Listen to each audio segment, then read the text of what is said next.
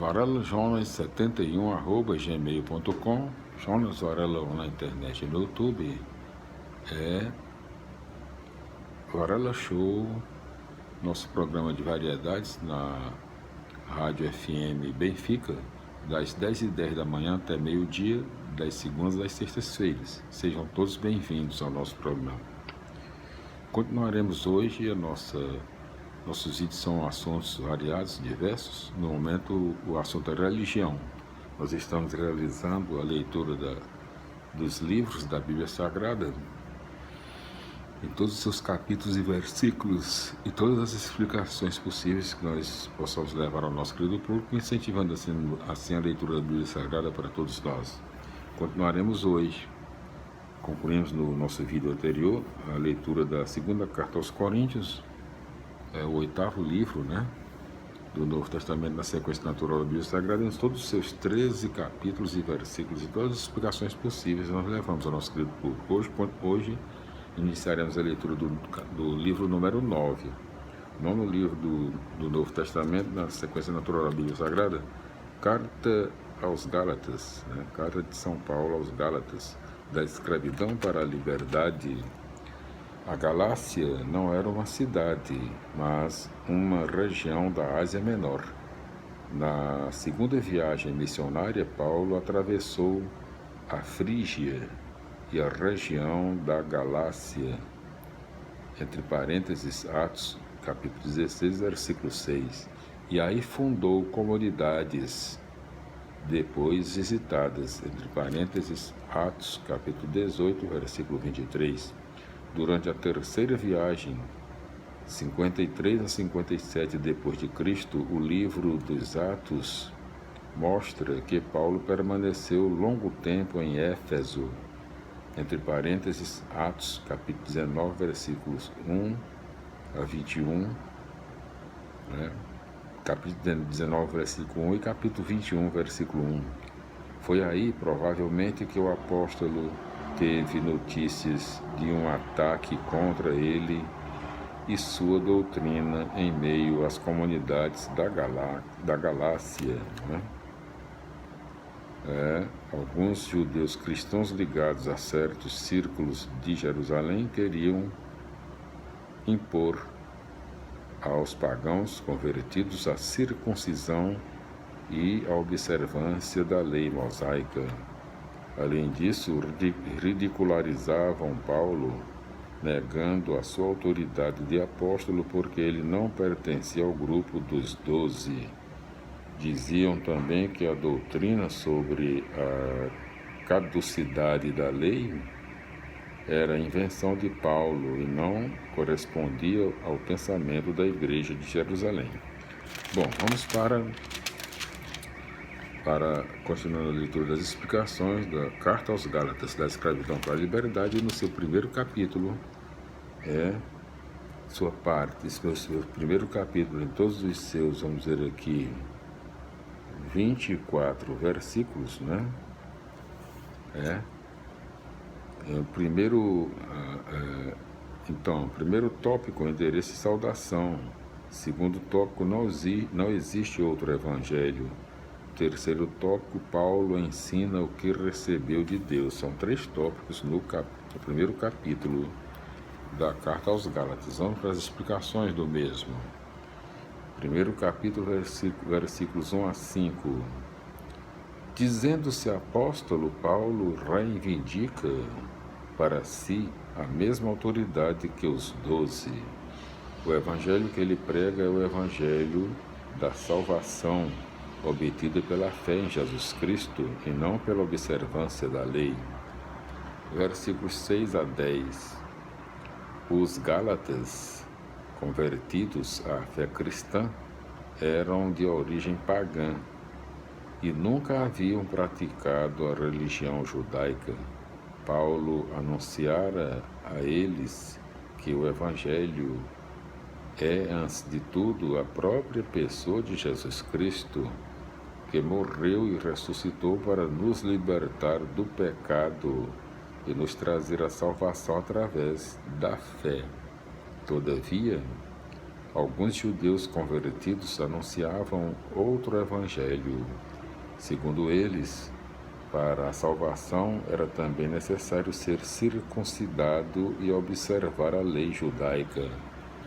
Versículos 11 a 24. Os judeus cristãos criticam a autoridade de Paulo, dizendo que ele não é apóstolo, como aqueles que Jesus tinha escolhido. E Paulo se defende contando a história da sua vocação, entre parênteses, conforme Atos 9, nascida de uma experiência direta de Jesus Cristo, morto e ressuscitado. Tal experiência o transformou profundamente. De perseguidor, ele se tornou apóstolo. Na origem da sua missão, portanto, não há nenhuma interferência humana. Quando Paulo vai a Jerusalém, é simplesmente para conhecer Pedro e Tiago. Entre parênteses, conforme Atos capítulo 9, versículos 23 a 30. Versículos 11 a 14. Um judeu não podia comer ao lado de um pagão, pois ficaria impuro, violando a lei. Contudo, no encontro em Jerusalém, ficara resolvido que os pagãos convertidos ao cristianismo não precisavam observar a lei judaica. A atitude de Pedro é hipócrita. Por medo de ser criticado pelos judeus cristãos, ele evita comer com os pagãos convertidos.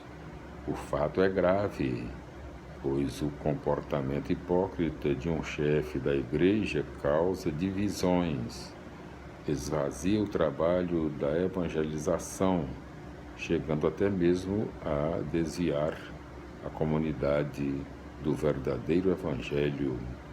Versículos 15 a 21. Para Paulo, nenhuma força humana, nem mesmo a lei dos judeus, tem o poder de arrancar o homem da situação de pecado em que vive.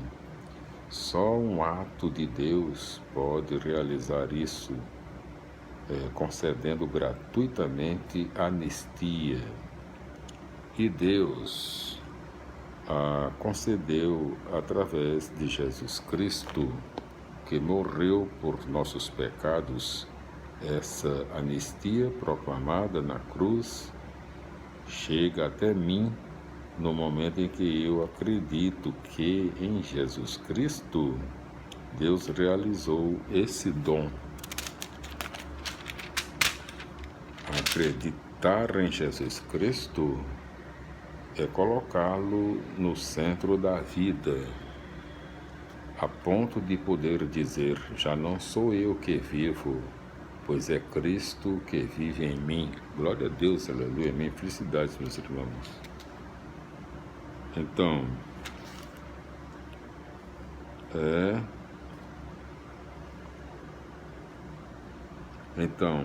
nós já fizemos explicações do primeiro capítulo e do segundo, né? O segundo capítulo, ele conta com, vamos dizer aqui, 21 versículos, né?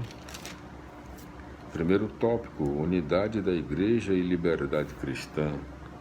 Segundo tópico, o perigo da hipocrisia. Terceiro tópico, Jesus Cristo é o centro da vida.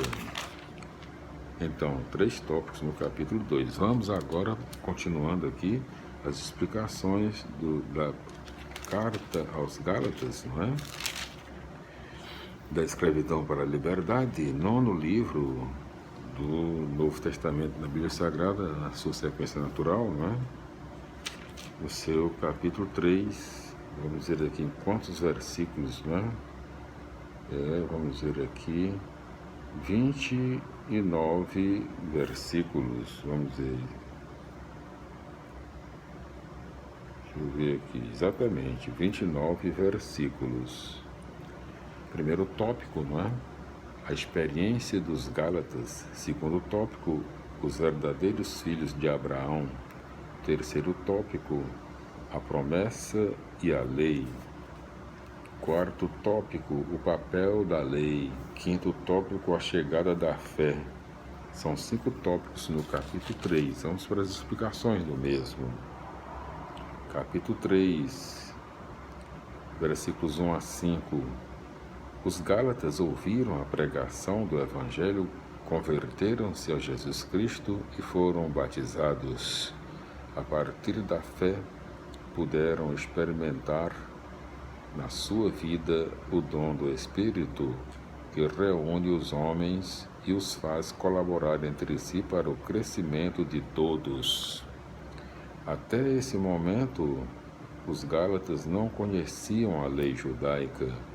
Para que serve agora circuncidar-se e observar tal lei? É uma pergunta, interrogação. O que poderiam dela receber a mais? A atitude deles mostra apenas que estão voltando para trás. Versículos 6 a 14. Os pregadores judeu-cristãos certamente diziam aos Gálatas que Jesus era judeu e filho de Abraão. Por isso, os Gálatas deviam ser circuncidados e observar a lei judaica, para serem filhos de Abraão e fiéis a Jesus. Contudo, Paulo salienta que desde Abraão, a fé nas promessas é que dá a vida. Quem tem fé se torna filho e herdeiro de Abraão. Quanto à lei, ao invés de tornar justo o homem, ela traz a maldição para os que não a cumprem. A Cristo se dirigiu a promessa. A Cristo se dirigia a promessa, não é? Repetindo, entre versículos 16, entre parênteses. Submetendo-se à maldição da lei, pela morte na cruz, ele resgatou-nos pela fé e estendeu a todos os povos a bênção prometida a Abraão. Versículos 15 a 18. O testamento ou aliança de Deus ao qual estão contidas as promessas feitas a Abraão e ao seu descendente não pode ser anulado pela lei, pois esta veio depois das promessas. O descendente de que fala a Escritura é uma só pessoa e, para Paulo, essa pessoa só pode ser Cristo. Em Cristo, portanto, nós somos herdeiros de uma promessa que foi feita diretamente a Abraão e não através da lei. Versículo 19 a 24. No mundo greco-romano, o pedagogo era um escravo severo que tinha como tarefa vigiar, admoestar e castigar o comportamento das crianças de uma família. Esse foi o papel da lei, mostrar a incapacidade do homem de salvar-se, dar-lhe consciência de seus pecados e mantê-lo na expectativa da realização da promessa, a fim de ser liberto da própria lei. Versículos 25 a 29. O papel da lei terminou com a chegada de Cristo. Pela fé nele e pelo batismo, os homens se revestem de Cristo, isto é, são transformados para se tornarem imagem dele, entre parênteses, conforme Colossenses capítulo 3, versículo 11. Em Cristo, portanto, os homens ficam libertos de qualquer lei, de qualquer diferença que possa privilegiar uns e marginalizar outros. CL deve ser Colossenses, depois a gente confirma. Voltaremos no próximo, no capítulo 4.